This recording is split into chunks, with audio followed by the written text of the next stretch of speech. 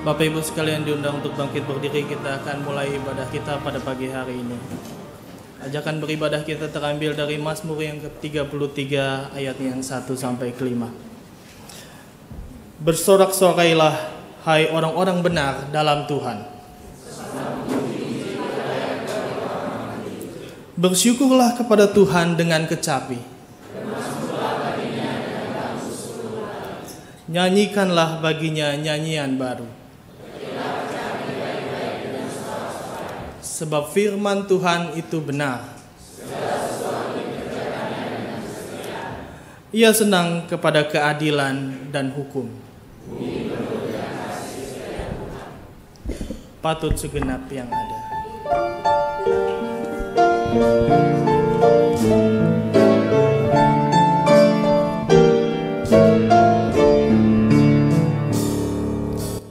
Patut segenap yang ada, diam dan sujud sembah, mengosongkan pikirannya dari barang dunia, karena Tuhan sungguh adil, patut dipermulia.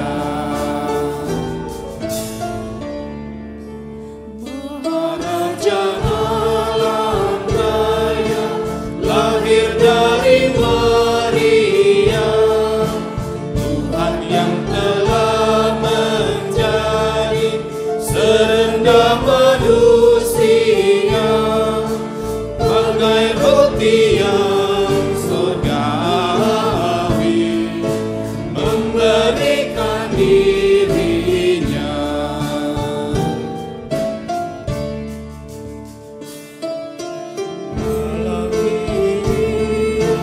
Putra Allah yang esa, cahaya dari cahaya murni, hadir dalam dunia. Kuasa iblis harus mundur, kegelapan pun lenyap. Serafim menutup wajah, kerubim sujud sembah, sungkem di hadapan Dia dan menyanyi tak lelah. Haleluya, haleluya, Tuhan Maha Mulia. Kebaktian hari Minggu ini terjadi karena pertolongan kita adalah dalam nama Tuhan yang menjadikan langit dan bumi, yang kasih setianya dari sekarang hingga selama-lamanya.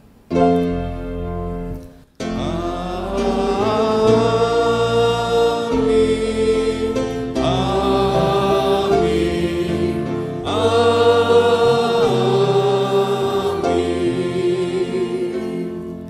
Kasih karunia dan damai sejahtera dari Allah Bapa kita dan Tuhan kita Yesus Kristus menyertai saudara sekalian. Dan menyertai saudara juga.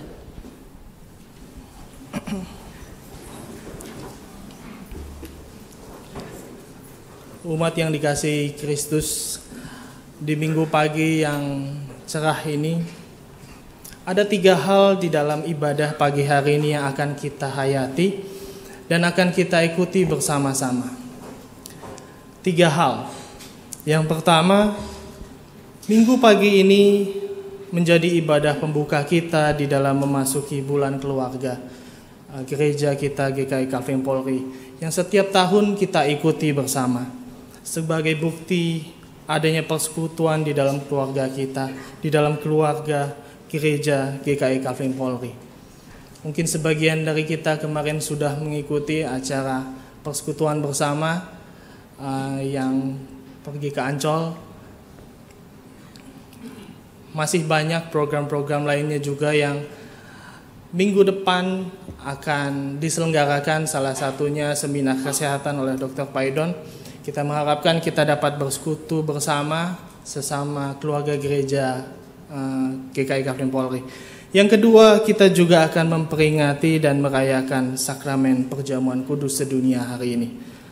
Kiranya perjamuan kudus yang kita rayakan ini dapat semakin memampukan kita di dalam menerima dan melakukan firman Tuhan di dalam kehidupan kita sehari-hari tentunya.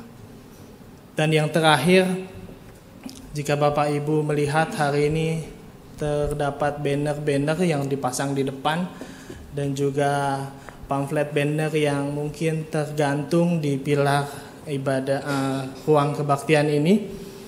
Ya, pada ibadah hari ini juga akan menjadi penanda bahwa kita akan memasuki rangkaian acara ulang tahun GKI Kafling Polri yang ke-30.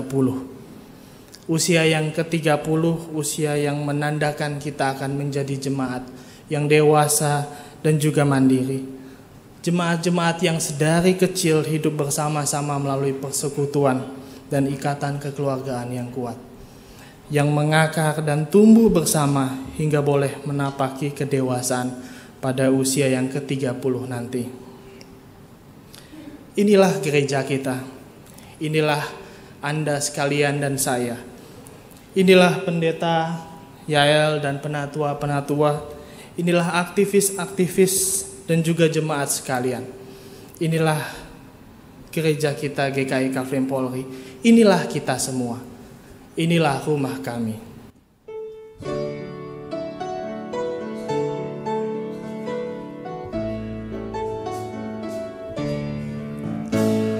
Inilah rumah kami, rumah yang damai dan senang. Siapa yang menjamin, tak lain Tuhan sajalah. Alangkah baik dan indah jikalau Tuhan beserta. Sejahtera semua, sekeluarga bahagia. Yang wanita saja baitnya yang kedua. Betapa mesranya ayah dan ibu contohnya. Semua anak-anak ikut terlihat dan tindaknya. Bersama-sama. Alangkah baik dan indah jikalau Tuhan beserta. Sejahtera semua, sekeluarga bahagia. Baitnya yang ketiga, yang pria saja menyambut. Di dalam kesusahan kami berdoa tak segan, pun dalam kesenangan ucapan syukur bergema. Bersama-sama. Alangkah baik dan indah jikalau Tuhan beserta. Sejahtera semua, sekeluarga bahagia. Bait yang keempat kita nyanyikan bersama-sama. Buatlah rumah kami menjadi taman yang sejuk, sehingga hidup kami berbau harum dan lembut. Alangkah baik dan indah jikalau Tuhan beserta. Sejahtera semua, sekeluarga bahagia.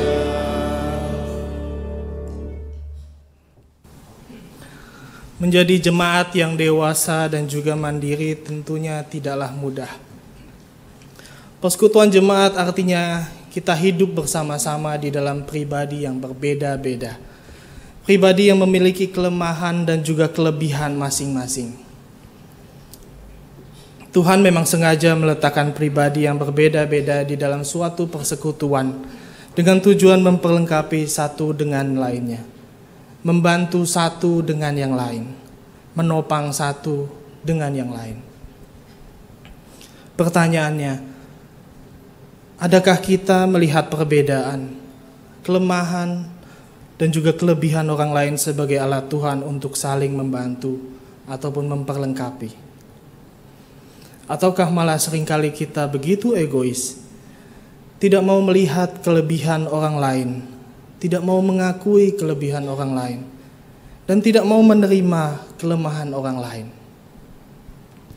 Menjadi jemaat yang dewasa dan mandiri tentunya dimulai dari diri kita sendiri dan juga keluarga sebagai wadah persekutuan terkecil di dalam Tuhan. Pertanyaannya lagi, sudahkah kita menjadi dewasa di dalam keluarga kita? Apakah kita dapat menerima kelemahan ataupun kelebihan orang tua, saudara-saudara kita, ataupun pasangan kita sendiri? Ataukah seringkali kita malah memaksakan kehendak dan juga kebiasaan kita di dalam kehidupan berkeluarga dan juga lingkungan kita? Jika dari persekutuan keluarga saja kita belum dapat menjadi dewasa, bagaimanakah kita dapat menjadi dewasa dan mendewasakan kehidupan persekutuan bergereja? Saya mengajak jemaat sekalian untuk merenungkan dan mengambil sikap dalam berdoa pribadi.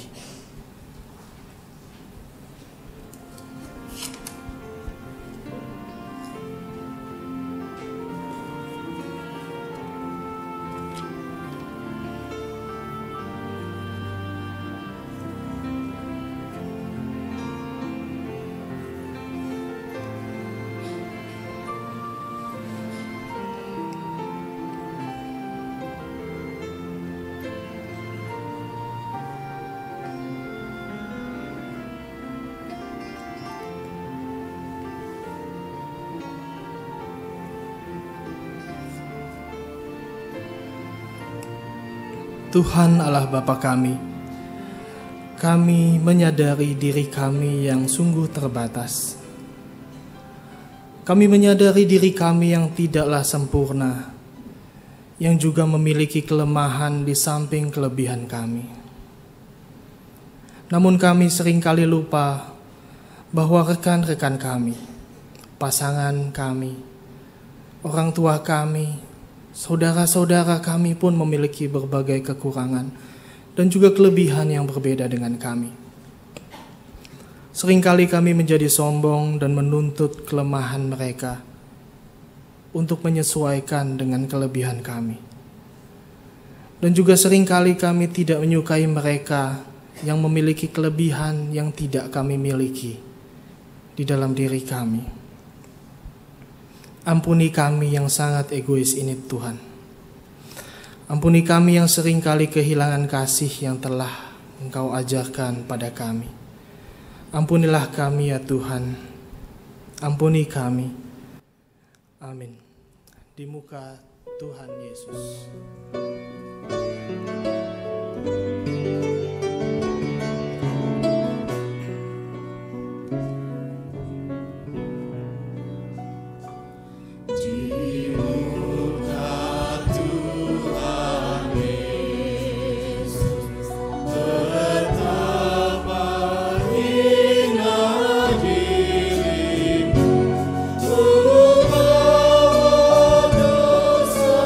Dosa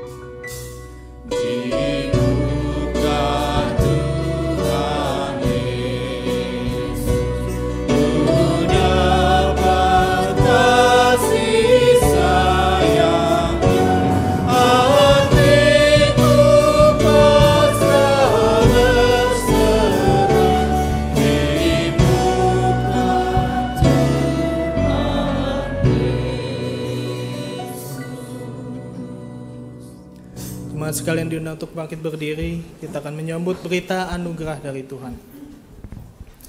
Inilah berita anugerah dari Tuhan yang tertulis dalam 2 Timotius 3 ayat 15 hingga 17. Ingatlah juga bahwa dari kecil engkau sudah mengenal kitab suci yang dapat memberi hikmat kepadamu dan menuntun engkau kepada keselamatan oleh iman kepada Yesus Kristus. Segala tulisan yang diilhamkan Allah memang bermanfaat untuk mengajar, untuk menyatakan kesalahan, untuk memperbaiki kelakuan, dan untuk mendidik orang dalam kebenaran. Dengan demikian tiap-tiap manusia kepunyaan Allah diperlengkapi untuk setiap perbuatan baik. Demikianlah berita anugerah dari Tuhan. Firman-Mu ku pegang selalu.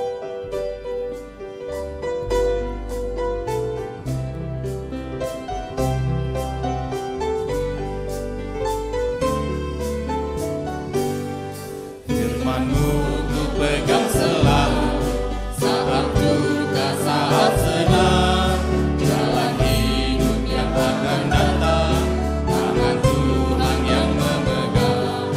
Pencobaan menghimpit aku dan menjadi keluhanku. Firman-Mu ku pegang selalu, sayapmu tempat berteduh. Firman-Mu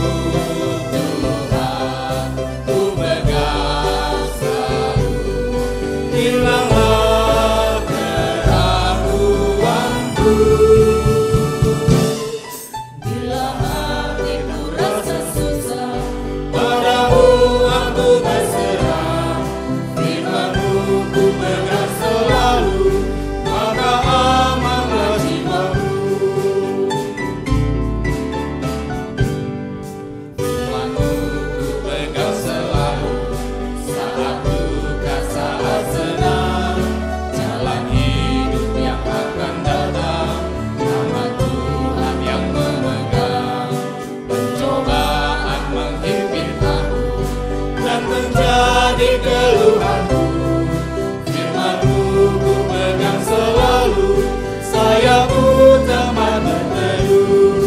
Firman-Mu Tuhan ku pegang selalu, hilanglah keraguanku. Bila hatiku rasa susah, padamu aku berserah. Firman-Mu ku pegang selalu, maka amanlah jiwaku. Silakan duduk. Sebelum kita memasuki pelayanan firman Tuhan, kita akan mendengarkan paduan suara joyful yang akan memuji Tuhan.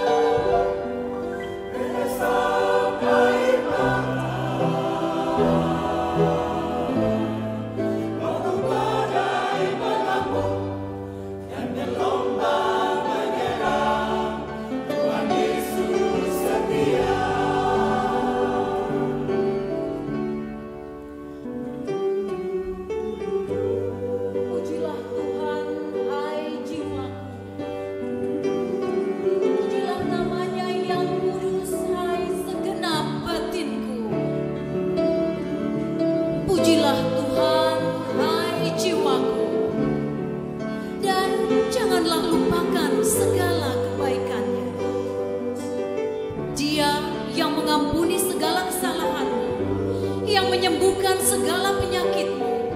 Dia yang menebus hidupmu dari lubang kubur, yang memahkotai engkau dengan kasih setia dan rahmat. Dia yang memuaskan hasratmu dengan kebaikan, sehingga masa mudamu menjadi baru seperti pada burung rajawan.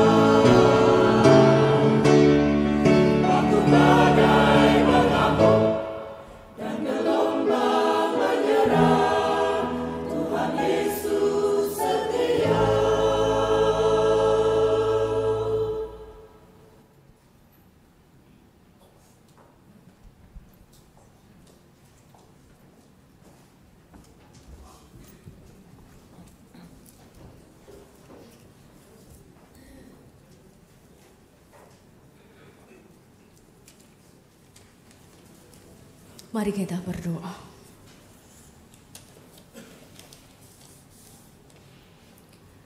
Tuhan, sungguh Engkau Allah yang setia bagi kami. Allah yang tidak akan pernah meninggalkan kami. Allah yang akan selalu mendampingi kami seumur hidup kami, bahkan selama-lamanya. Kau ada ketika kami susah, ketika kami senang. Ketika gelombang datang ataupun pelangi yang hadir di tengah kehidupan kami. Kau menjadi Allah yang tetap ada bersama dengan kami. Dan kami sungguh mengucap syukur. Dan bila pada hari ini kami juga bisa bersama-sama di tempat ini, itu semua karena kasih setia Tuhan. Yang membimbing kami, menguatkan kami, dan memberikan kepada kami kasih setia yang tidak habis-habisnya. Sehingga hati kami penuh dengan syukur. Dan kami bisa memuji Tuhan lewat keberadaan kami di tempat ini. Kami mau mempersembahkan kehidupan kami lebih lagi, mempersembahkan hati kami, pikiran kami kepada Tuhan. Dan biarlah Engkau sendirilah yang hadir di tengah-tengah kami, mengisi hati, pikiran, relung-relung terdalam yang mungkin tak tersentuh oleh siapapun dan hanya mampu disentuh oleh Tuhan. Biarlah Engkau yang menyentuh dan mengisi setiap ruang-ruang dalam hati dan batin kami. Maka kami akan disegarkan dan dipulihkan oleh kasih, hikmat dan karunia-Mu. Tolong kami ya Tuhan di tengah keterbatasan kami manusia. Dan biarlah Tuhan, nama-Mu terus kami puji sepanjang kehidupan kami. Hanya di dalam nama Tuhan Yesus Kristus, Juru Selamat dan Penolong kami berdoa, kami bersyukur. Amin. Pembacaan firman Tuhan pada pagi hari ini terambil dari Kejadian 3. Yang pertama ayat 1 sampai 13. Bukan 1 sampai 3 tapi 1 sampai 13. Lalu nanti disambung 4 ayat 1 sampai 10. Kejadian 3 ayat 1 sampai 13. Lalu disambung Kejadian 4 ayat 1 sampai 10. Adapun ular ialah yang paling cerdik dari segala binatang di darat yang dijadikan oleh Tuhan Allah. Ular itu berkata kepada perempuan itu, tentulah Allah berfirman, semua pohon dalam taman ini jangan kamu makan buahnya, bukan? Lalu sahut perempuan itu kepada ular itu, Buah pohon-pohonan dalam taman ini boleh kami makan, tetapi tentang buah pohon yang ada di tengah-tengah taman, Allah berfirman, jangan kamu makan ataupun raba buah itu, nanti kamu mati. Tetapi ular itu berkata kepada perempuan itu, sekali-kali kamu tidak akan mati. Tetapi Allah mengetahui bahwa pada waktu kamu memakannya, matamu akan terbuka dan kamu akan menjadi seperti Allah, tahu tentang yang baik dan yang jahat. Perempuan itu melihat bahwa buah pohon itu baik untuk dimakan dan sedap kelihatannya. Lagi pula pohon itu menarik hati karena memberi pengertian. Lalu ia mengambil dari buahnya dan dimakannya dan diberikannya juga kepada suaminya yang bersama-sama dengan dia. Dan suaminya pun memakannya. Maka terbukalah mata mereka berdua dan mereka tahu bahwa mereka telanjang. Lalu mereka menyematkan daun pohon ara dan membuat cawat. Ketika mereka mendengar bunyi langkah Tuhan Allah yang berjalan-jalan dalam taman itu pada waktu hari sejuk, bersembunyilah manusia dan istrinya itu terhadap Tuhan Allah di antara pohon-pohonan dalam taman. Tetapi Tuhan Allah memanggil manusia itu dan berfirman kepadanya, "Di manakah engkau?" Ia menjawab, "Ketika aku mendengar bahwa engkau ada dalam taman ini, aku menjadi takut karena aku telanjang, sebab itu aku bersembunyi." Firman-Nya, "Siapakah yang memberitahukan kepadamu bahwa engkau telanjang? Apakah engkau makan dari buah pohon yang kularang engkau makan itu?" Manusia itu menjawab, "Perempuan yang kau tempatkan di sisiku, dialah yang memberi dari buah pohon itu kepadaku, maka ku makan." Kemudian berfirmanlah Tuhan Allah kepada perempuan itu, "Apakah yang telah kau perbuat ini?" Jawab perempuan itu, "Ular itu yang memperdayakan aku, maka ku makan." Kita sambung ke Kejadian 4, 1-10. Kemudian manusia itu bersetubuh dengan Hawa istrinya dan mengandunglah perempuan itu, lalu melahirkan Kain. Maka kata perempuan itu, "Aku telah mendapat seorang anak laki-laki dengan pertolongan Tuhan." Selanjutnya dilahirkannyalah Habel, adik Kain, dan Habel menjadi gembala kambing domba. Kain menjadi petani. Setelah beberapa waktu lamanya, maka Kain mempersembahkan sebagian dari hasil tanah itu kepada Tuhan sebagai korban persembahan. Habel juga mempersembahkan korban persembahan dari anak sulung kambing dombanya, yakni lemak-lemaknya. Maka Tuhan mengindahkan ke Habel dan korban persembahannya itu. Tetapi Kain dan korban persembahannya tidak diindahkannya. Lalu hati Kain menjadi sangat panas dan mukanya muram. Firman Tuhan kepada Kain, "Mengapa hatimu panas dan mukamu muram? Apakah mukamu tidak akan berseri jika engkau berbuat baik? Tetapi jika engkau tidak berbuat baik, dosa sudah mengintip di depan pintu. Ia sangat menggoda engkau, tetapi engkau harus berkuasa atasnya." Kata Kain kepada Habel adiknya, "Marilah kita pergi ke padang." Ketika mereka ada di padang, tiba-tiba Kain memukul Habel adiknya itu lalu membunuh dia. Firman Tuhan kepada Kain, "Di mana Habel adikmu itu?" Jawabnya, "Aku tidak tahu. Apakah aku penjaga adikku?" Firman-Nya, "Apakah yang telah kau perbuat ini? Darah adikmu itu berteriak kepadaku dari tanah." Demikian jauh pembacaan firman Tuhan. Berbahagialah kita yang membaca dan merenungkannya di dalam kehidupan sehari-hari. Haleluya.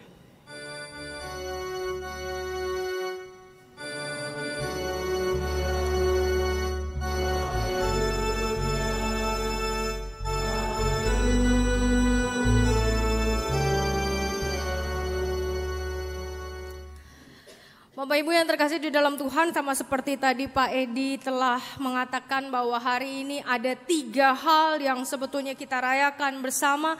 Yang pertama, hari ini menjadi pembuka dari bulan keluarga kita. Sepanjang bulan Oktober, mulai dari kemarin begitu ya, dari tanggal 1 sebetulnya. Lalu kemarin kita ada fun walk di Ancol, lalu nanti kita akan ada beberapa lagi kegiatan yang akan kita laksanakan bersama-sama, dan semoga Bapak Ibu sekalian juga dapat menikmati di dalam persekutuan kita. Lalu kemudian yang kedua, hari ini kita juga akan merayakan perjamuan kudus. Dan yang ketiga, hari ini kita juga memulai rangkaian acara kita menuju 30 tahun GKI Kafling Polri sebagai gereja yang semakin hari semakin mandiri dan semakin dewasa. Bapak Ibu yang terkasih di dalam Tuhan, minggu pertama ini kita punya tema bulan keluarga adalah menerima kelemahan dan kelebihan. Ini hal yang sepertinya biasa untuk dibicarakan, tapi susah untuk dilakukan. Hal ini adalah hal yang biasa untuk kita dengar, oh tahu teorinya memang harus begini gitu ya.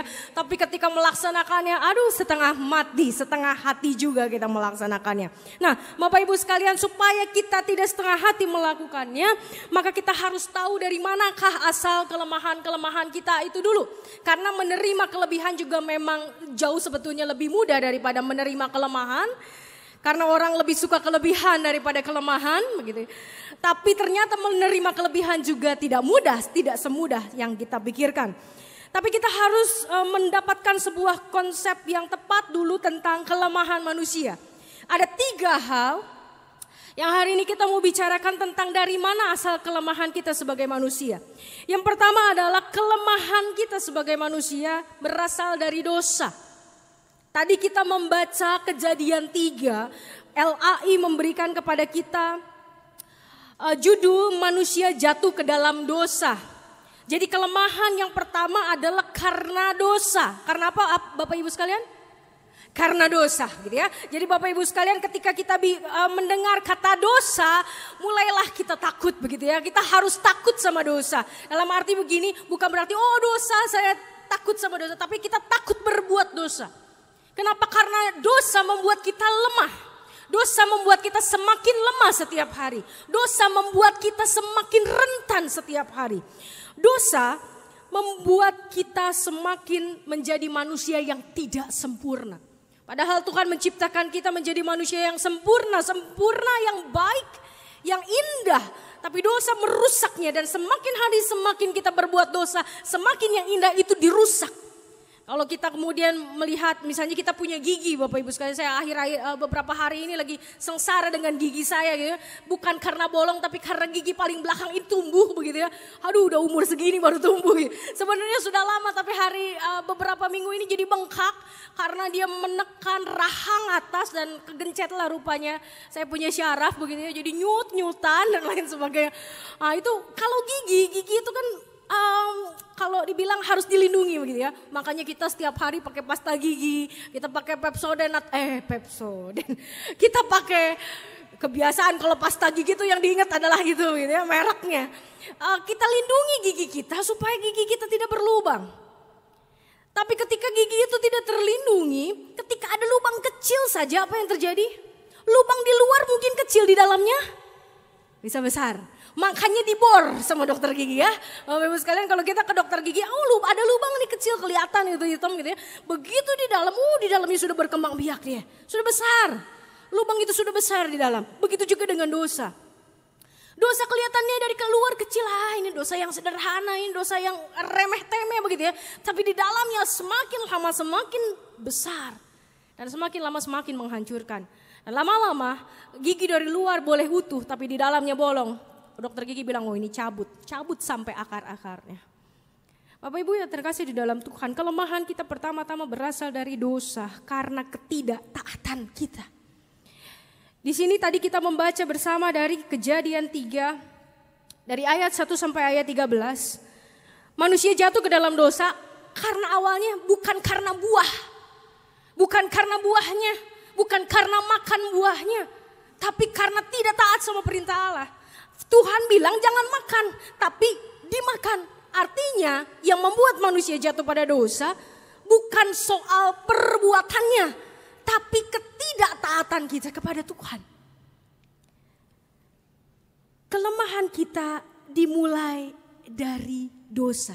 Ketika kita bicara soal keluarga yang dewasa dan mandiri adalah keluarga yang menerima kelemahan dan kelebihan, maka kita juga menjadi keluarga yang menerima dosa kah? Enggak. Hari ini kita tidak mau bicara soal keluarga yang mandiri dan dewasa adalah keluarga yang mampu menerima dosa. Tapi keluarga yang tidak membuat dosa terus bercocok tanam di dalam kehidupan kita. Keluarga yang dewasa dan mandiri harus sadar bahwa dosa merusak, sehingga ketika ada dosa mulailah disingkirkan satu persatu.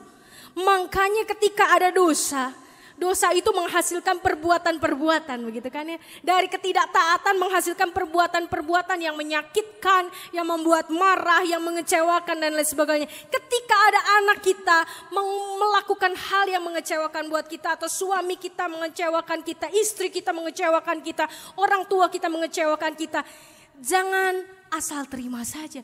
Ya sudahlah, memang kelemahannya begitu kan manusia berdosa. Bukan seperti itu menerima kelemahan. Bukan begitu artinya menerima dosa.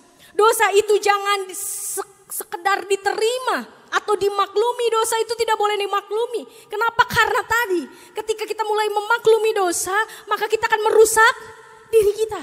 Dan ketika kita merusak diri kita, kita merusak orang-orang di sekeliling kita. Jadi ketika mulai ada kesalahan, tegur. Ketika ada kesalahan jangan dimaklumi, ya sudahlah biarkan saja. Tegur dengan kasih. Nasihatilah kalau kata Timotius, nasihatilah, tegurlah dengan kasih. Karena suatu saat anak-anak kita tidak mendengarkan kita lagi. Suatu saat istri kita, suami kita tidak mendengarkan kita lagi. Suatu saat orang tua tidak mendengarkan kita lagi. Tapi ketika kita masih punya kesempatan hidup bersama di dalam satu rumah. Karena suatu saat juga anak-anak akan pergi begitu kan. 17 tahun dia sudah pergi, sudah keluar dari rumah. Anak sekolah di luar. Belum nanti kalau sudah menikah jarang bertemu. Sekarang masih satu rumah. Nasihatilah satu dengan yang lain. Itu bentuk penerimaan yang positif. Bukan ketika ada yang salah, ya udahlah dimaklumin aja. Jangan pernah memaklumkan dosa. Ketika kita mulai memaklumkan dosa, kita merusak diri kita. Jadi ketika ada salah seorang dari anggota yang salah, tegurlah dengan kasih. Mau itu bapak, mau itu ibu, mau itu anak, mau itu kakak, mau itu adik, tegurlah dengan kasih. Supaya apa? Supaya dosa tidak merusak keluarga. Karena keluarga yang dewasa dan mandiri adalah keluarga yang tahu mana ini salah, mana ini benar. Tapi bukan berarti kemudian ya udahlah kan dia udah dewasa. Dia tahu mana yang benar, dia tahu mana yang salah. Kita sebagai keluarga harus menjaga. Bukan karena kita pikir ya udahlah anak kita sudah besar, ya udahlah orang tua kita sudah tua ini, sudah tahu harusnya mana yang benar, mana yang salah. Kalau kita ngomong nanti kita diomelin, sebagai anak-anak suka begitu. Kita ngomong nanti dibilang kita so tahu karena mereka memang lebih tahu. Bapak Ibu terkasih, tegurlah dengan kasih, tegurlah dengan hikmat. Jangan biarkan dosa ada di tengah keluarga. Itu yang pertama. Lalu yang kedua, kelemahan kita terjadi karena perbedaan peran.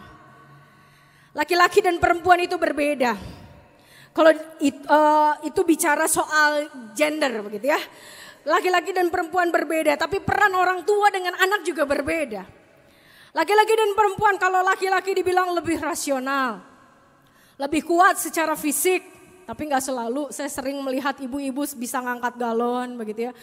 Ibu-ibu kerja dari pagi sampai malam mengurusin rumah segala macam, itu jauh lebih capek daripada duduk di kantor begitu ya. Oh duduk di kantor ini yang kerja otak, tangan, kecuali yang di lapangan. Tapi kalau ibu-ibu mikirin besok masak apa ya gitu, itu aja udah capek gitu ya. Coba kalau ibu-ibu tanyalah sama istri. Betapa dia lelah ketika dia harus berpikir hari ini tempe diorek, besok tempe digoreng biasa, lusa tempe dibacem gitu ya. Apalagi kalau uangnya segitu-segitu aja gitu kan. Nah ibu-ibu tambah pusing begitu Bapak Ibu sekalian. Susah mikirin masakan Bapak Ibu sekalian, jangan mikir gampang mikirin masakan. Lebih gampang kita delivery daripada kita mikirin masak. Udah mikirin masak, begitu udah dimasak nggak dimakan. Luar biasa. Rasanya emosi nih para ibu ya. Bapak ibu yang terkasih, seorang perempuan memang berbeda dengan laki-laki. Seorang perempuan adalah orang yang lebih berpikir dengan hati. Jarang rasio. Laki-laki rasio, jarang pakai hati. Kuatnya fisik, perempuan lebih kuat batin gitu ya. Lebih lemah lembut kalau perempuan, kalau laki-laki biasanya lebih keras. Nah, karena perbedaan ini dan Bapak Ibu sekalian mungkin akan menemukan banyak lagi perbedaan. Ketika sudah saling mengenal satu dengan yang lain sebagai suami istri, sebagai orang tua, anak, kakak, adik begitu ya. Kakak perempuan saya begini gitu ya, atau adik laki-laki saya seperti ini. Itu berbeda dan semakin banyak menemukan, di situ akan menemukan kelemahan. Bahwa perempuan memang tidak sempurna. Tidak bisa seperti laki-laki, sekuat-kuatnya perempuan tidak seperti kuatnya fisiknya laki-laki. Tapi sekuat-kuatnya laki-laki pun tidak seperti sekuatnya perempuan. Kalau kata dokter, perempuan itu lebih mampu menahan 9 kali rasa sakit ketimbang laki-laki. Makanya perempuanlah yang diberi rahim, bukan laki-laki. Bayangkan Bapak Ibu sekalian ya, kalau bapak-bapak mengandung begitu ya. Boro-boro mengandung, kepotong aja pisaunya, aduh gitu. Aduh Bapak Ibu sekalian, laki-laki itu kalau sakit itu langsung, nggak tahu ya ibu-ibu yang punya suami begitu ya, mengalami nggak nih kalau bapak sakit itu langsung bikin pusing begitu ya. Karena dari hari Senin sampai beberapa hari yang lalu suami saya tipes begitu ya. Dan dia manjanya luar biasa ya. Biasanya dia dari pagi sampai malam dia pergi begitu ya. Sekarang apa-apa ma begitu ya. Waduh luar biasa. Karena memang perempuanlah yang bisa menahan rasa sakit lebih banyak daripada laki-laki. Tapi itu menjadi persoalan seringkali. Kenapa? Karena masing-masing ada kelemahan. Ketika satu berpikir secara logis, yang satu berpikir pakai hati. Bisa berantem kan? Papa ini jangan pakai terlalu logika dong. Kasihan anak. Begitu ya. Kalau dimarahin tuh jangan begitu, kasar banget. Kasihan, sedih mama. Ya, mama begitu gitu ya. Tapi kalau gak dimarahin nanti begini. Apa-apa, logis. Dan itu terjadi Bapak Ibu sekalian. Karena perbedaan peran yang Tuhan berikan kepada kita. Yang Tuhan anugerahkan kepada kita. Kita bisa jadi bertengkar. Itulah kelemahan kedua. Belum jadi orang tua dan anak begitu ya. Orang tua berkata bahwa saya tahu segala sesuatu karena kamu belum pernah kan jadi saya. Saya sudah pernah jadi kamu. Orang tua mana gitu kan yang gak tahu jadi anak. Karena semua orang tua jadi anak. Tapi Bapak Ibu sekalian saya mau kasih tahu hari ini bahwa anak-anak sekarang jangan bilang kita sudah tahu. Karena mungkin ada hal-hal yang bahkan banyak yang kita tidak tahu tentang anak-anak kita. Banyak yang kita tidak tahu tentang anak-anak kita. Dan anak-anak kita tidak bercerita pada kita. Anak-anak kita bercerita pada orang lain. Banyak hal yang kita tidak tahu juga tentang orang tua kita. Hai anak-anak. Nah karena perbedaan peran ini orang tua merasa saya semuanya tahu dan anak-anak semuanya memang tidak tahu. Bertengkar. Beradu argumen. Mending kalau cuma adu argumen. Jadi berantem. Kalau berantemnya sehat gak apa-apa. Kalau berantemnya akhirnya jadi banting-bantingan pintu. Wah itu gak sehat Bapak Ibu sekalian. Banting akhirnya juga jadi diem-dieman. Saya diam-diaman sama mama saya seminggu. Misalnya begitu ya. Saya diam-diaman sama papa saya seminggu. Bangga ngomong begitu? Enggak Bapak Ibu sekalian, gak boleh bangga. Pasti ada yang salah di dalam keluarga itu. Memang kita boleh beda peran. Kita boleh berbeda, kita punya kelemahan di dalam peran kita sebagai orang tua. Kita punya kelemahan dalam peran kita sebagai anak. Tapi saling belajarlah. Saling belajarlah satu dengan yang lain. Orang tua jangan merasa bahwa saya tahu segala-galanya tentang anak saya. Belajarlah tentang dia. Tanyalah. Banyak orang tua malu bertanya sama anak. Padahal kita sudah tahu dari dulu bilang malu bertanya sesat di jalan. Tapi banyak orang tua yang tidak mau bertanya. Gengsi kalau bertanya sama anak. Lagian kalau anaknya ditanya juga judes, kadang-kadang begitu ya. Memang anak-anak juga kalau ditanya, kamu kenapa sih? Apa sih? Mama mau tahu aja gitu ya. Papa mau tahu aja. Anak-anak juga memang suka judes, betul. Tapi kalau kita sebagai orang tua tidak bertanya, mana kita tahu? Kita bukan dewa, kita bukan Tuhan yang tahu kedalaman hati anak-anak kita. Dan anak-anak juga jangan seperti dewa.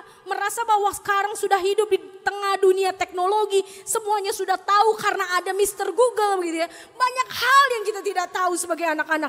Maka bertanyalah, jangan malu bertanya kepada orang tua. Dan orang tua ketika anak bertanya jangan malu untuk menjawab. Karena banyak anak-anak bertanya, "Ma," misalnya soal seks aja. Gereja itu bicara soal seks itu tabu katanya. Dan banyak orang timur ini berkata seks itu tabu. Anak-anak bertanya, "Ma, seks itu apa?" Dan mama papanya bilang, "Kamu masih kecil, hus." Padahal dari kecil dia sudah berbeda.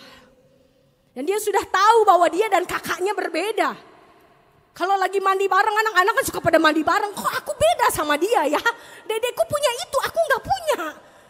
Nah loh Bapak Ibu sekalian, bagaimana? Kadang-kadang kita sebagai orang tua juga, aduh mau ngomong apa? Bekali diri. Karena perbedaan bisa membuat kita jatuh lebih dalam lagi dalam dosa. Ketika kita menutupi segala sesuatu yang memang harus dibuka. Anak-anak kita cari tahu dari tempat yang lain, itu jauh lebih berbahaya. Lebih baik tahu dari mulut orang tua sendiri daripada tahu dari tempat yang lain. Kalau tempat yang lain itu sehat nggak apa-apa. Tapi kalau tempat yang lain itu nggak sehat, bagaimana? Jadi menjadi orang tua juga harus siap untuk menerima perbedaan. Dulu saya nggak pernah nanya beginian sama orang tua saya, gitu ya. Kok anak saya nanya beginian, gitu ya. Harus menerima. Dan kita harus belajar memperlengkapi diri terus.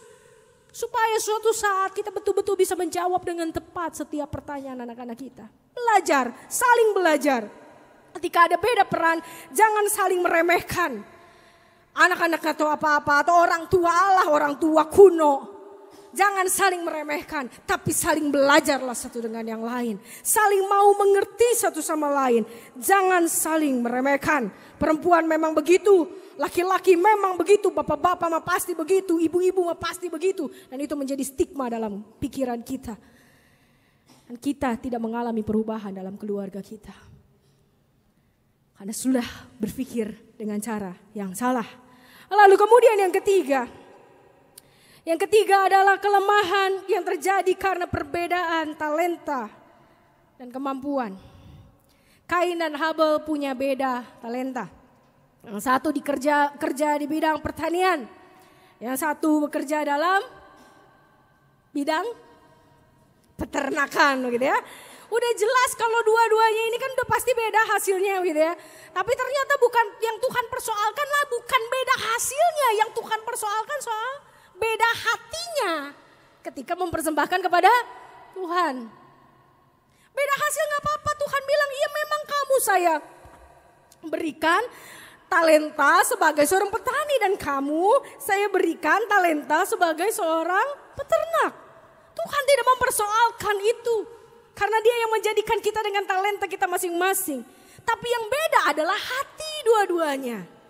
Yang satu hatinya bersyukur kepada Tuhan, yang satu iri. Karena apa yang dipersembahkan diterima. Oh saya gak diterima, kesannya Tuhan yang salah.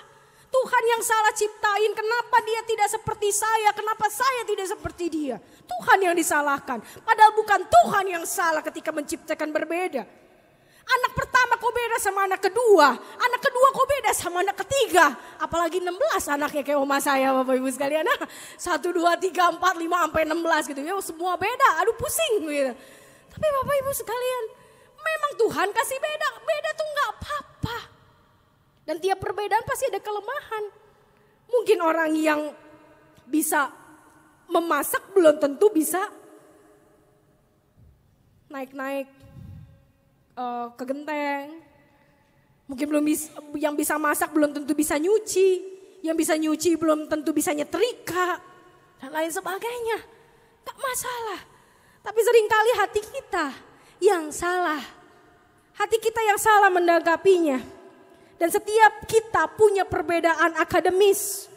Kemampuan akademis. Ada yang nilainya tinggi, ada yang nilainya pas-pasan kalau di sekolah. Ada yang nilainya rendah, kurang dari pas-pasan begitu ya.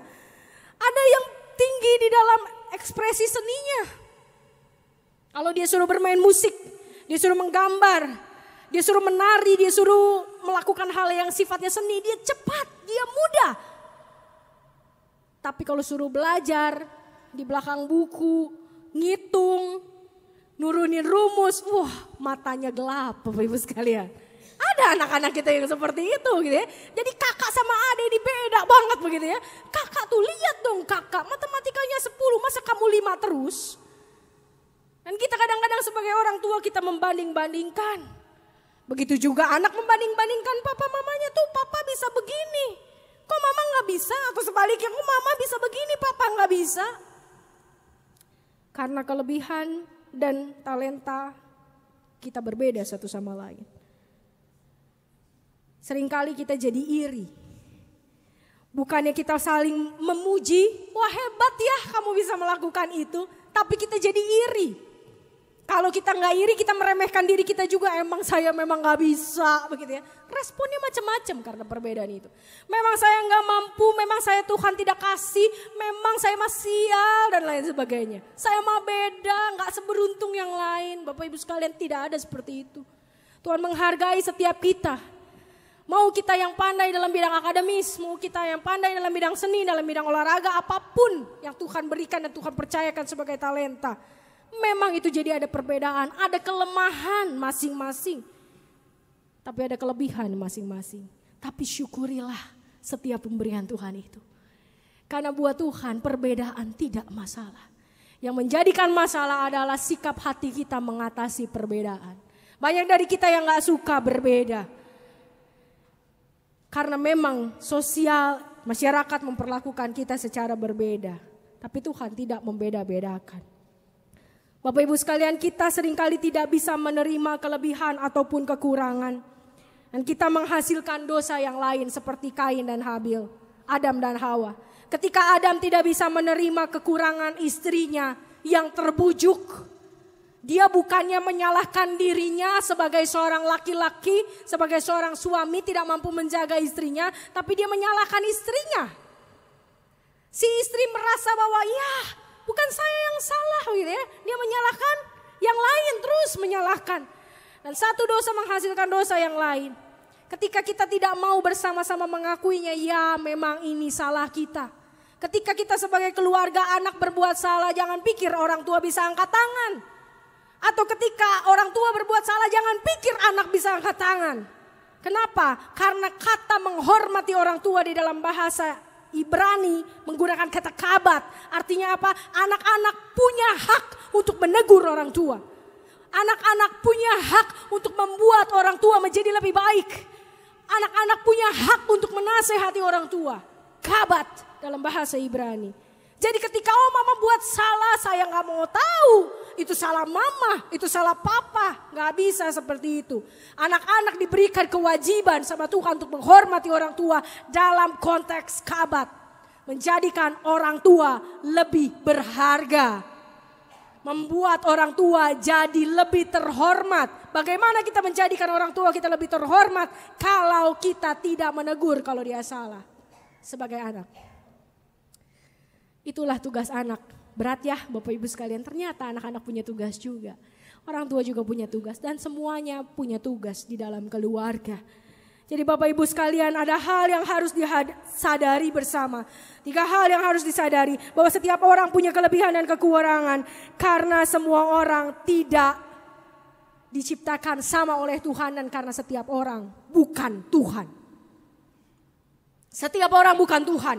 Setiap orang adalah pribadi yang lemah. Pribadi yang telah dirusak oleh dosa.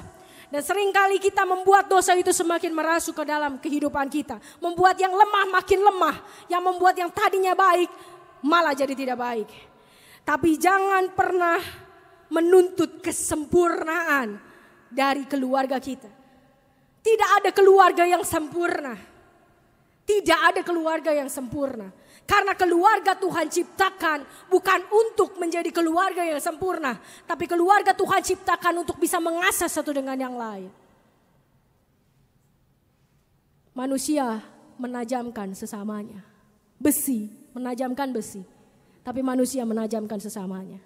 Jangan pernah menuntut anak yang sempurna. Jangan pernah menuntut punya istri yang sempurna. Punya suami yang sempurna. Punya orang tua yang sempurna. Kenapa? Karena Tuhan tidak akan memberikan itu.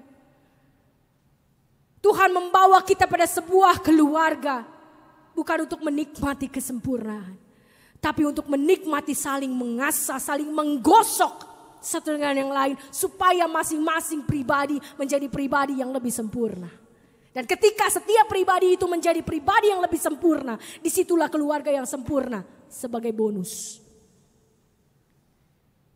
Jangan harapkan anak-anak, orang tua, suami, istri kita seperti yang kita harapkan. Tapi bawalah mereka seperti yang Tuhan harapkan.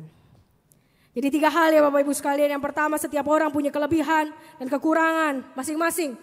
Karena setiap orang bukan Tuhan. Setiap orang lemah. Punya karakter yang berbeda. Punya masalah yang berbeda. Punya masa lalu yang berbeda. Kedua, jangan tuntut kesempurnaan dari keluarga kita. Jangan tuntut kesempurnaan dari suami, istri, anak, orang tua. Karena Tuhan tidak akan memberikan yang sempurna itu. Tapi jadilah pribadi yang sempurna. Dengan terus menggosok kita dengan pribadi yang lain. Ketika setiap pribadi menjadi pribadi yang sempurna, maka keluarga itu menjadi keluarga yang sempurna. Dan yang ketiga, belajar untuk menerima. Tidak membiarkan seadanya. Menerima itu bukan berarti membiarkan seadanya.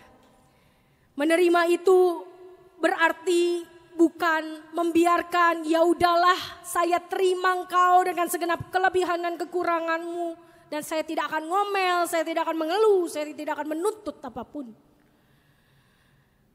Sebuah lagu dari Tulus, Bapak Ibu sekalian mungkin tahu Tulus, mungkin juga gak tahu. Ini adalah seorang penyanyi yang baru, dia punya album namanya Gajah. Nanti boleh juga dicari, karena lagu ini menurut saya lagu yang paling teologis. Lagu cinta yang paling teologis. Tuntutlah sesuatu, jangan cintai aku apa adanya. Tuntutlah sesuatu agar kita maju ke depan. Bukan kita gak boleh menuntut dari sesama kita. Bukan istri tidak boleh menuntut suami. Bukan suami tidak boleh menuntut istri. Orang tua tidak boleh menuntut anak. Anak tidak boleh menuntut orang tua. Bukan seperti itu. Anak harus mampu menuntut orang tuanya. Hai mama papa, jadilah mama papa yang sempurna buat kami. Dalam arti sempurna menurut Tuhan. Hai orang tua, jadilah sempurna buat anak-anak. Seperti Tuhan menginginkan. Hai istri, jadilah sempurna seperti Tuhan menginginkan. Hai suami, jadilah sempurna seperti Tuhan menginginkan. Hai kakak adik, jadilah sempurna seperti yang Tuhan inginkan. Bukan yang aku inginkan. Kesempurnaan itu punya Tuhan. Kesempurnaan juga datangnya dari Tuhan, bukan dari manusia. Tapi jangan cintai aku apa adanya. Tapi tuntutlah sesuatu agar kita sama-sama maju ke depan sebagai keluarga. Bapak Ibu yang terkasih di dalam Tuhan, menerima kelemahan dan kelebihan bukan hal yang mudah. Karena menerima kelemahan dan kelebihan bukan berarti hanya sekedar menerima. Tapi membuat kelebihan yang ada semakin berkembang. Dan membuat kelemahan yang ada semakin terkikis. Sehingga kelebihanlah yang nampak. Disitulah kesempurnaan milik kita, milik Tuhan. Ada bersama dengan kita. Dan disitulah keluarga yang sempurna bisa kita wujudkan. Tapi jangan pernah menuntut keluarga yang sempurna. Keluarga yang sempurna hanyalah bonus. Oke? Bilangnya Bapak Ibu sekalian dalam hati, keluarga yang sempurna hanyalah bonus. Bukan sesuatu yang kita tuntut. Tapi tuntutlah diri kita menjadi sempurna seperti Tuhan. Maka kita akan menjadi pribadi-pribadi yang semakin sempurna di hadapan Tuhan, di hadapan sesama. Dan kita bergandeng tangan sebagai keluarga yang masing-masing makin sempurna di hadapan Tuhan. Amin.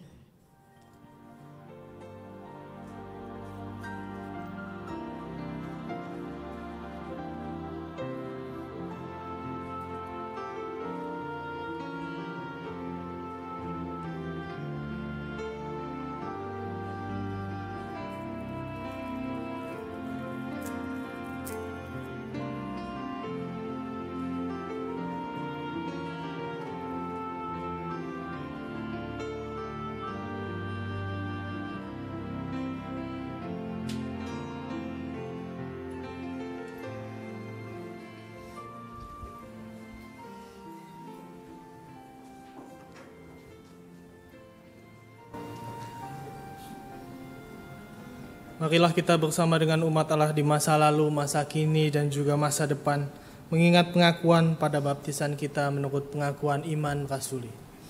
Aku percaya kepada Allah, Bapa yang Maha Kuasa, Khalik langit dan bumi, dan pada Yesus Kristus, anak yang tunggal Tuhan kita, yang dikandung di Roh Kudus, lahir dan darah Maria, yang sengsara di bawah pemerintahan Pontius Pilatus, disalibkan, mati dan dikuburkan, turun ke dalam kerajaan maut, pada hari yang ketiga, bangkit pula dan orang mati, naik ke surga, duduk di sebelah kanan Allah, Bapa yang Maha Kuasa, dan dari sana Ia akan datang untuk menghakimi orang yang hidup dan yang mati.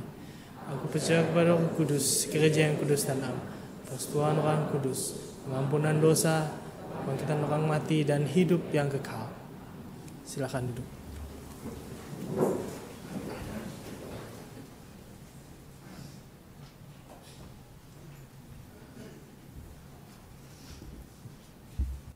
Mari kita berdoa. Tuhan, tolonglah kami yang lemah ini. Kami yang telah dirusak oleh dosa dan seringkali membiarkan dosa merusak lebih dalam kehidupan kami. Sehingga kelemahan-kelemahan kami semakin mencolok dan kelebihan-kelebihan kami tertutup oleh berbagai macam kelemahan kami. Dan seringkali kami juga tidak menghargai kelebihan-kelebihan yang Tuhan berikan kepada kami. Karena kami mulai membandingkan dengan kelebihan-kelebihan orang lain. Kami sebagai suami seringkali melihat istri orang lain. Kami sebagai istri seringkali melihat suami orang lain. Dan kami bandingkan. Kami juga sebagai orang tua seringkali melihat anak-anak orang lain. Dan kami sebagai anak juga seringkali melihat orang tua orang lain. Dan kami tidak mampu bersyukur karena kami selalu menemukan kelemahan dari setiap anggota keluarga kami. Tapi Tuhan, hari ini kami mau belajar lebih lagi untuk bisa melihat bahwa setiap perbedaan yang Tuhan berikan adalah supaya kami bisa saling mengasah satu dengan yang lain. Kami bisa saling melengkapi satu dengan yang lain. Kami bisa saling belajar dari satu dengan yang lain. Kami melengkapi diri kami karena perbedaan. Kami memperkaya diri kami karena perbedaan. Dan Tuhan, tolonglah kami agar kami tidak menjadi manusia-manusia yang mandek. Mandek untuk belajar, mandek untuk berkembang. Dan merasa segala sesuatu sudah baik dan sudah sempurna. Karena sesungguhnya tidak pernah ada kesempurnaan di tengah dunia. Kesempurnaan datangnya dari Tuhan dan hanya dapat kami peroleh ketika kami bersama dengan Tuhan. Tapi kami mau terus belajar untuk sempurna hingga suatu saat Tuhan memanggil kami sebagai keluarga untuk berkumpul di surga nanti. Kami sudah menjadi pribadi-pribadi yang jauh lebih sempurna. Kami mau mengusahakan kesempurnaan itu sejak sekarang. Bukan nanti ketika Tuhan memanggil kami pulang ke surga. Dan biarlah Tuhan, Kau yang mau menolong kami terus menerus menjadi seorang ayah yang baik, ibu yang baik, anak-anak yang baik. Bagi orang tua kami, kakak, adik. Dan Tuhan yang mau menolong kami, Tuhan yang terus melengkapi kami, Tuhan yang juga mendidik kami, agar kami bisa terus saling mengasah satu dengan yang lain, mengingatkan, menasehati, menegur di dalam kasih kami kepada satu dengan yang lain. Tuhan, kiranya Engkau yang terus ada di tengah-tengah keluarga kami, menolong kami untuk berkembang, menolong kami untuk maju. Tolonglah kami hidup sesuai dengan standar Tuhan. Keluarga yang ideal menurut Tuhan, bukan keluarga yang ideal menurut manusia. Tuhan, hari ini kami juga mau berdoa untuk saudara-saudara kami dimanapun berada yang berada di dalam pergumulan keluarga. Ketika mereka bergumul sebagai seorang ayah, seorang ibu, orang tua, suami, istri, dan anak.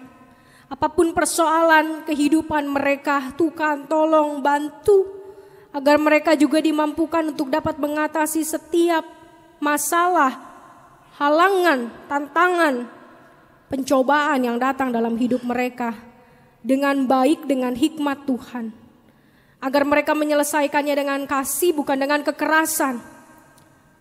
Mereka menyelesaikannya dengan hikmat, bukan dengan emosi. Tuhan, kiranya Engkau yang mau menolong setiap anak-anak kami yang juga berjuang di dalam pergumulan mereka di dunia yang sama sekali berbeda dengan dunia kami. Kami berdoa Tuhan untuk setiap anak-anak yang berjuang di sekolah mereka. Karena sistem pendidikan saat ini juga berbeda dengan sistem pendidikan beberapa tahun yang lalu. Mereka ditekan dengan begitu luar biasa. Mereka dituntut banyak hal dari sekolah mereka. Dan seringkali kami juga menuntut mereka di tengah keluarga. Tuhan, kuatkanlah mereka agar mereka bisa jadi anak-anak juga yang terus mencari Tuhan. Mencari keseimbangan dalam kehidupan mereka. Tidak hanya memenuhi hidup mereka dengan pengetahuan, tapi juga memenuhi roh mereka dengan pengenalan akan Tuhan. Karena kami percaya Tuhan, bahwa apa yang kami beri makan itulah yang membuat kami kuat. Ketika kami hanya memberi makan otak kami dengan pengetahuan, maka memang otak kami menjadi kuat. Tapi ketika kami membiarkan roh kami tidak diberi makan, spiritualitas kami menjadi kering, maka kami menjadi orang-orang yang timpang. Tolong Tuhan anak-anak kami yang sedang berjuang di sekolah, di tingkat sekolah dasar, SMP, SMA, universitas. Dan Tuhan tolong mereka di dalam pergaulan mereka. Karena banyak hal yang mampu menjatuhkan mereka ke dalam dosa. Dan kami tidak mau mentolerir dosa. Kami tidak mau bersahabat dengan dosa. Kami mau kami dan anak-anak kami, keluarga kami menjadi keluarga yang takut untuk berbuat dosa, takut pada Tuhan, taat pada Tuhan. Karena kami tahu Tuhan, dosa membawa kami pada kesalahan dan kelemahan-kelemahan kami yang lain. Bahkan dosa dapat menghancurkan kami dari dalam. Tuhan, tolonglah agar setiap saudara-saudara kami ini, juga setiap kami dimampukan, dikuatkan untuk menghadapi setiap pergumulan itu bersama dengan Tuhan. Karena hanya Tuhanlah yang mampu mengangkat kami dari kelemahan-kelemahan kami. Kami juga mau berdoa buat saudara-saudara kami yang sedang sakit dalam masa pemulihan. Kami mau berdoa Tuhan untuk Ibu Adeline, ibu dari Ibu Tika Sinaga. Kiranya Tuhan yang mau menolong dia di dalam masa pemulihannya. Tuhan yang terus hadir bersama dengan dia. Tuhan memberikan kepada dia kesempatan untuk mendapatkan pengobatan dan tindakan medis yang baik. Dan di masa tuanya Tuhan terus menjaga dia. Tuhan terus juga membawa dia ke dalam kehidupan yang lebih sukacita, lebih damai, sejahtera dan lebih dekat dengan Tuhan. Kami berdoa untuk adik kami Nia yang juga baru dalam pemulihan setelah operasi usus buntu. Tuhan, kiranya Engkau juga yang mau menolong. Dia menghadapi sakit penyakitnya dan dia juga harus menghadapi banyak ulangan susulan karena sakit yang agak cukup lama. Dan kiranya Tuhan Engkau yang terus memberi dia konsentrasi, semangat untuk belajar sehingga dia dapat menyelesaikan tugas dan tanggung jawabnya dengan sebaik-baiknya.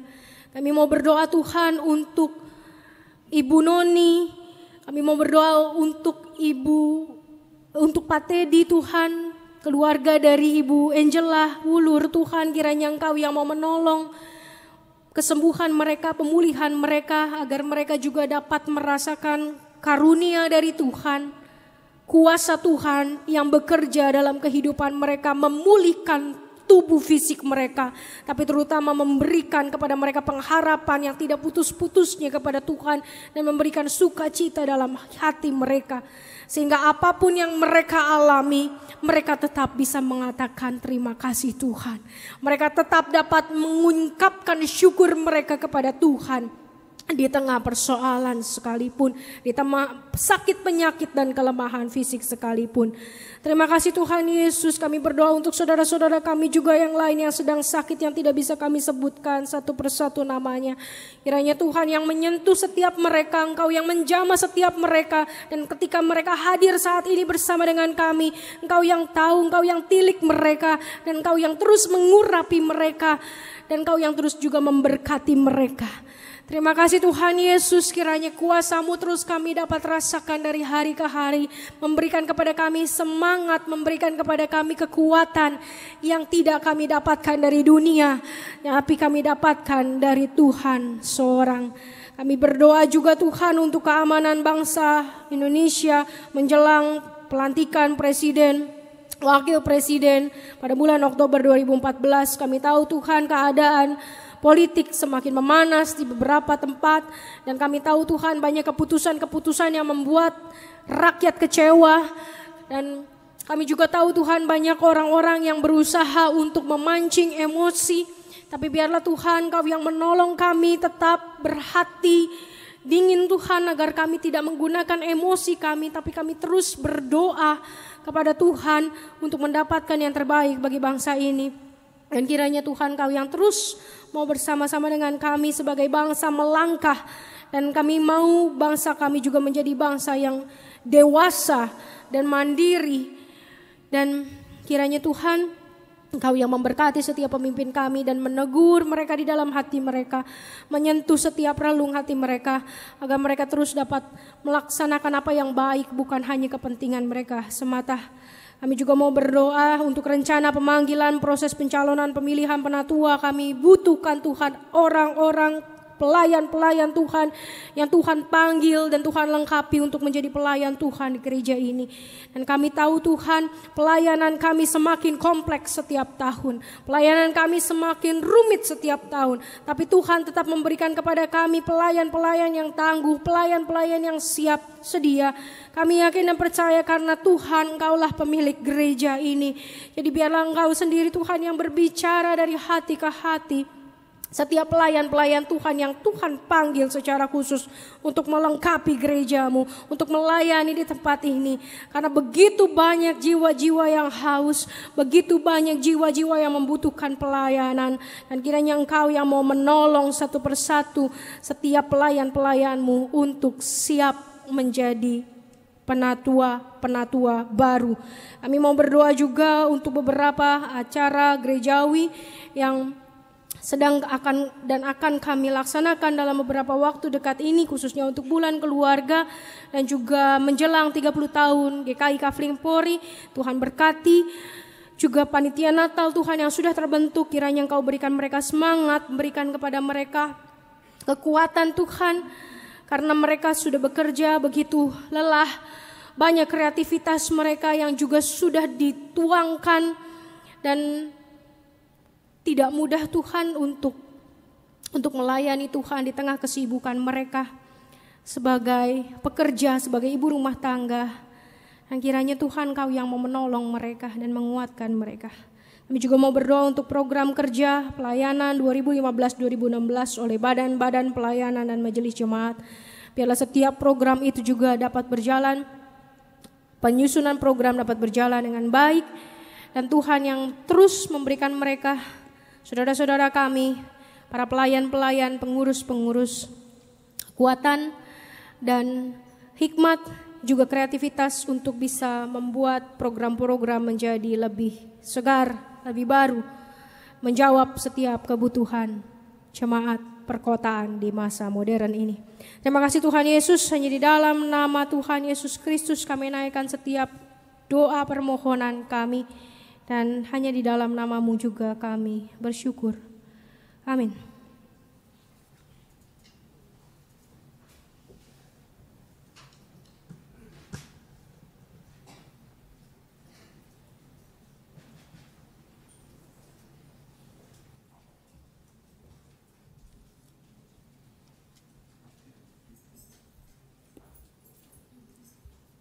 Bapak Ibu Jemaat, kembali kepada kita diberikan kesempatan untuk mengucap syukur kepada Tuhan melalui persembahan yang kita bawa. Marilah kita memberikan yang terbaik bagi Tuhan dengan beralaskan firman Tuhan yang terambil dari 2 Korintus 9 ayatnya yang ke-7. Hendaklah masing-masing memberikan menurut kerelaan hatinya, jangan dengan sedih hati atau karena paksaan, sebab Allah mengasihi orang yang memberi dengan sukacita. Sering dengan kantong-kantong persembahan akan diedarkan, kita akan iringi persembahan kita dengan menaikkan pujian. Apalah arti ibadahmu?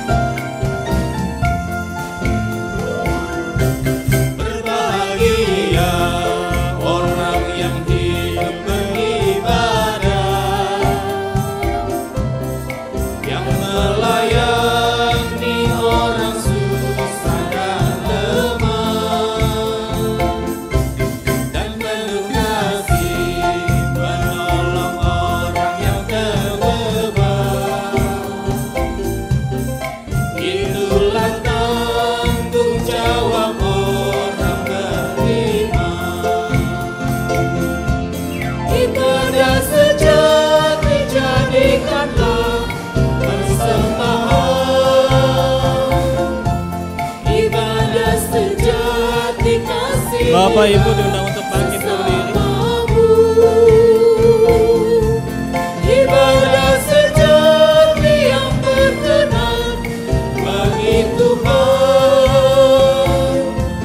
jujur dan tulus ibadah murni bagi Tuhan.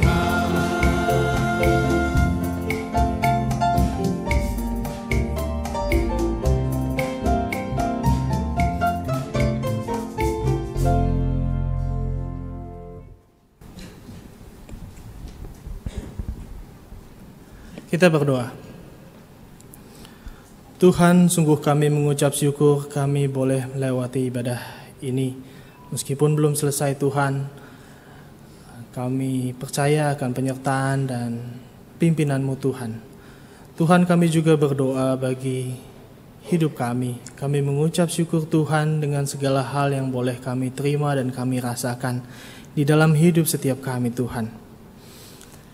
Sedikit dari apa yang kami miliki kami bawa di hadapan-Mu saat ini Tuhan. Namun apalah arti ibadah kami Tuhan jika hanya membawa persembahan materi di hadapan-Mu. Izinkanlah kami juga dan gerakanlah kami juga Tuhan untuk membawa tubuh kami dan hidup kami sebagai persembahan yang hidup di hadapan-Mu Tuhan. Berkati Tuhan dan terimalah persembahan kami Tuhan hanya untuk kemuliaan nama-Mu saja. Dan saat ini Tuhan, sesaat lagi kami akan memasuki perjamuan kudus. Bersama-sama kami akan menikmati Tuhan perjamuan kudus yang Kau sediakan bagi kami saat ini.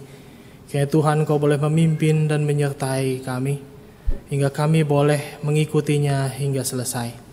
Terima kasih Tuhan, kami mau serahkan Tuhan sisa ibadah kami pada minggu pagi ini Tuhan hanya ke dalam tangan pimpinan-Mu sendiri. Hanya di dalam nama Tuhan kami Yesus Kristus kami berdoa dan kami mengucap syukur. Amin.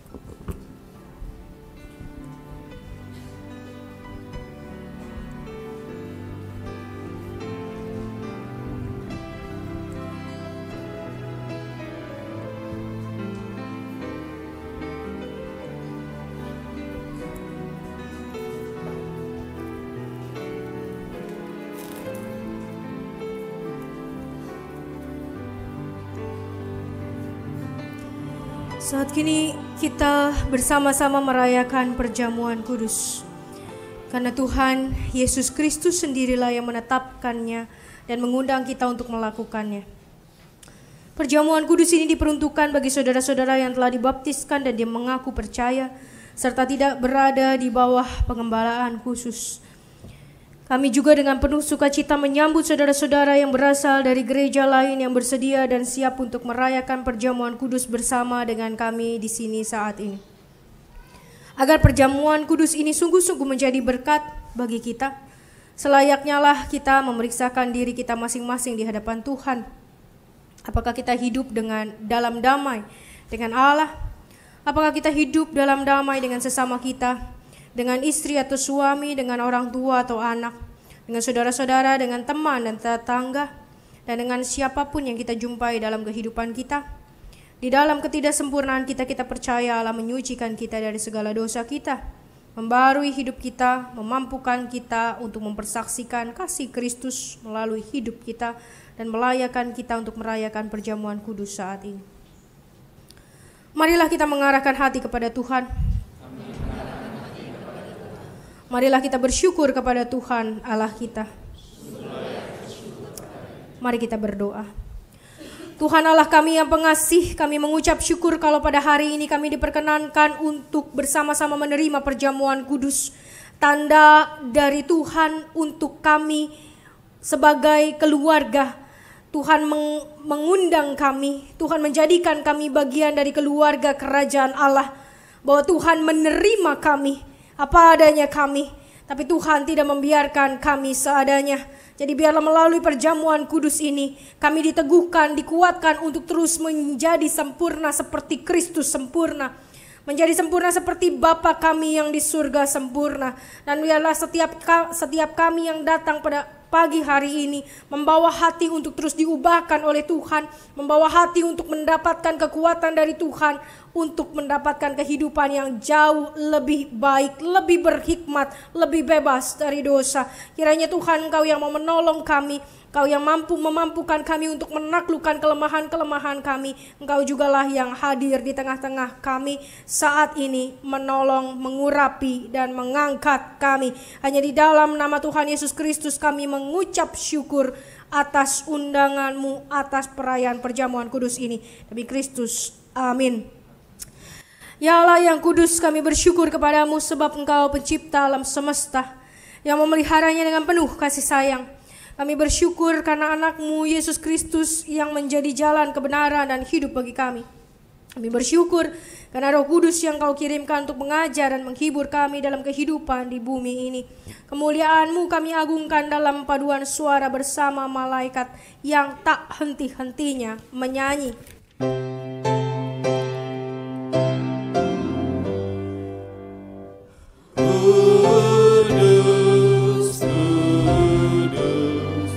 Kuduslah Tuhan Maha Kuasa, sorga dan bumi penuh kemuliaan-Mu.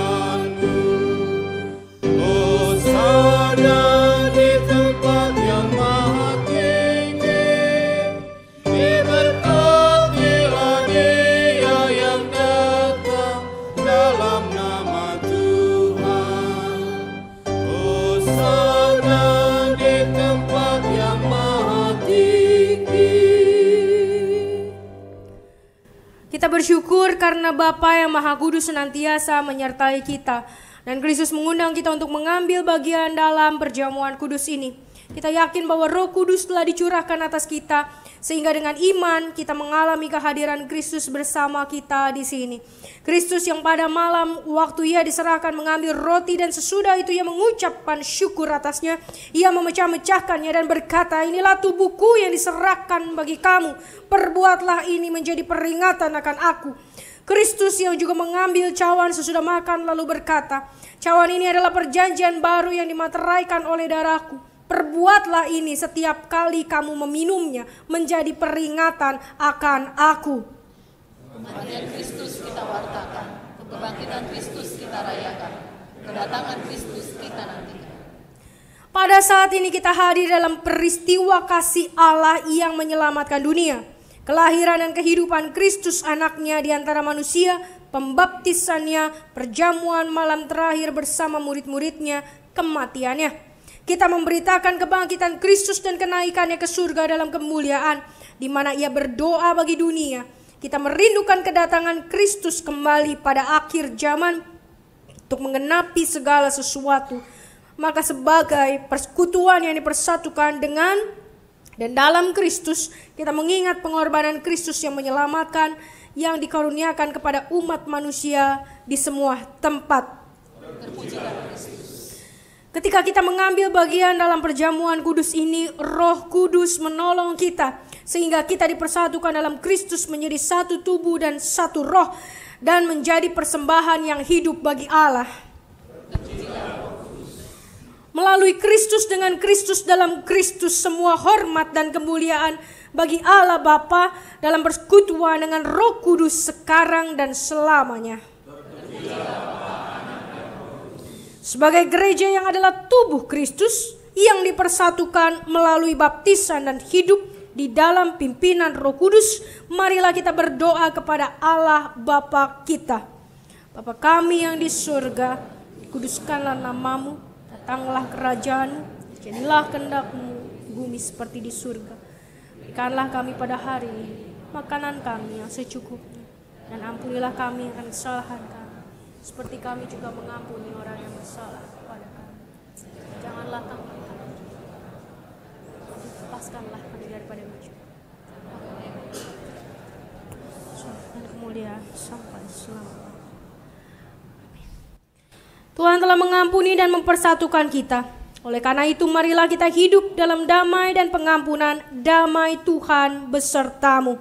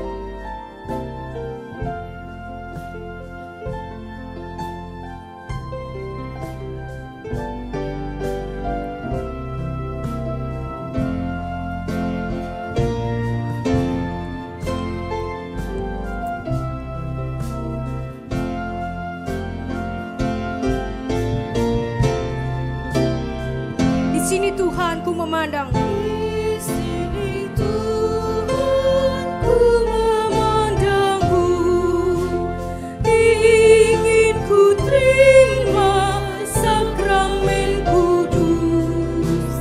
Kini peganglah tanganku teguh, dan jiwaku segarkanlah terus. Bait kedua, ingin ku makan roti sorgawi.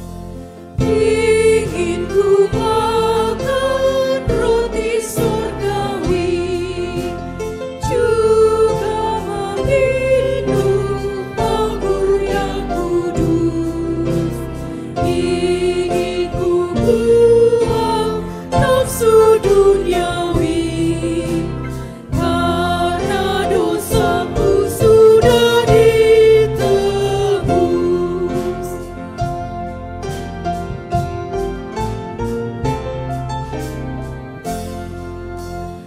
Inilah jam perjamuan kudus, mejamu Tuhan sudah sedia.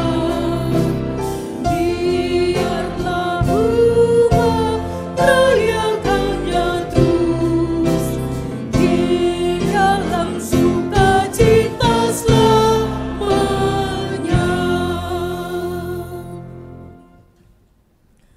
Roti yang dipecah-pecahkan ini adalah persekutuan kita dengan tubuh Kristus.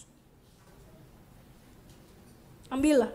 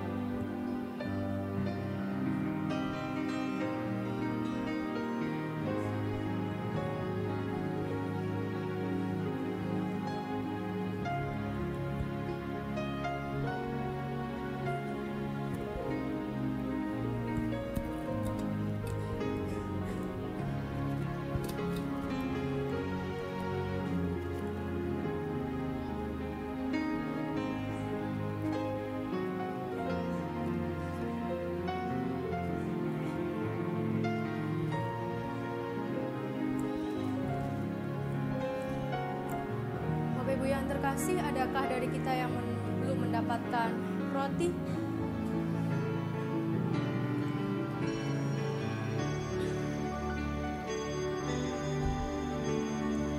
Ingat dan percayalah bahwa tubuh Tuhan kita Yesus Kristus telah diserahkan bagi keselamatan dunia.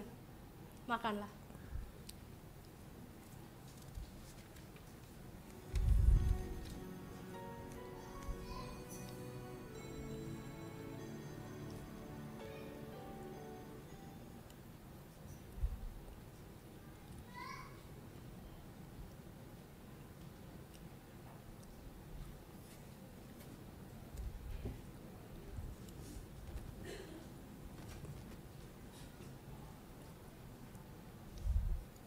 Cawan minuman syukur ini adalah persekutuan kita dengan darah Kristus.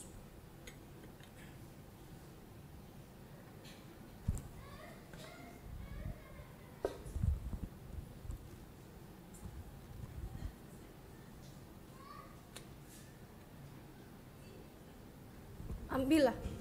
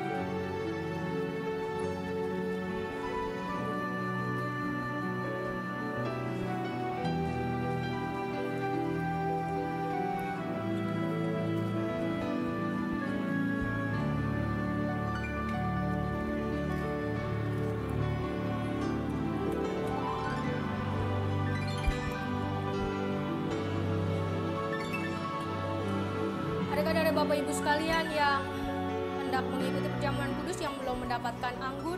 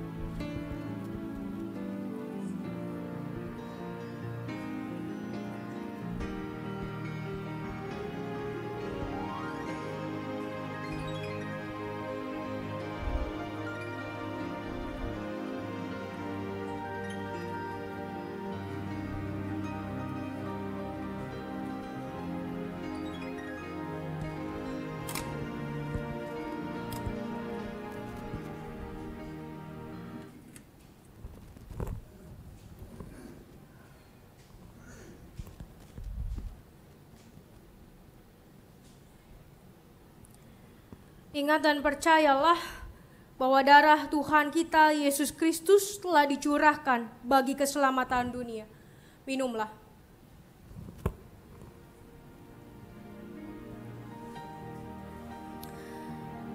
Mazmur 130 ayat 4 sampai 6. Tetapi padamu ada pengampunan, supaya engkau ditakuti orang. Aku menanti-nantikan Tuhan, jiwaku menanti-nanti, dan aku mengharapkan firman-Nya. Jiwaku mengharapkan Tuhan lebih daripada pengawal mengharapkan pagi. Lebih daripada pengawal mengharapkan pagi. Majelis jemaat akan mengumpulkan cawan.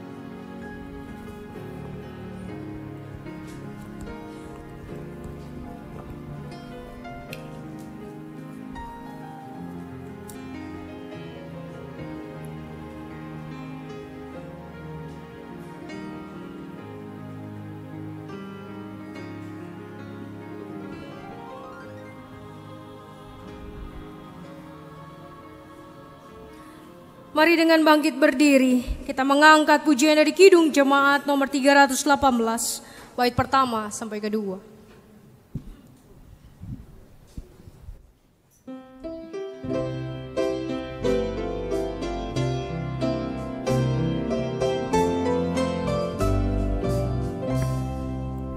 Berbahagia tiap rumah tangga di mana kaulah tamu yang tetap dan merasakan tiap sukacita tanpa Tuhan yang tiadalah lengkap.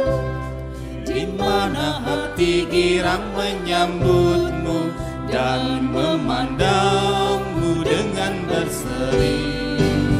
Tiap anggota menanti sabdamu dan taat akan firman yang kau beri.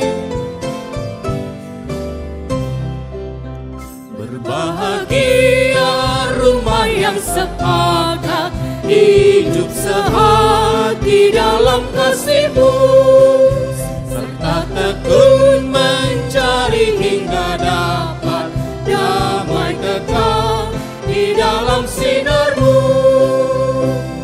di mana suka duka kan dibagi, ikatan kasih semakin teguh.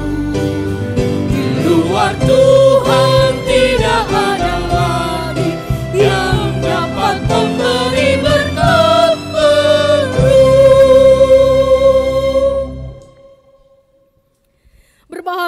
setiap rumah tangga di mana Tuhanlah tamu yang tetap, karena tanpa Tuhan tiadalah lengkap. Dan biarlah setiap anggota menanti firman Tuhan dan taat akan firman yang Tuhan beri. Tuntutlah sesuatu dari setiap anggota keluarga kita, tapi tuntutlah sesuai dengan standar dan kehendak Tuhan.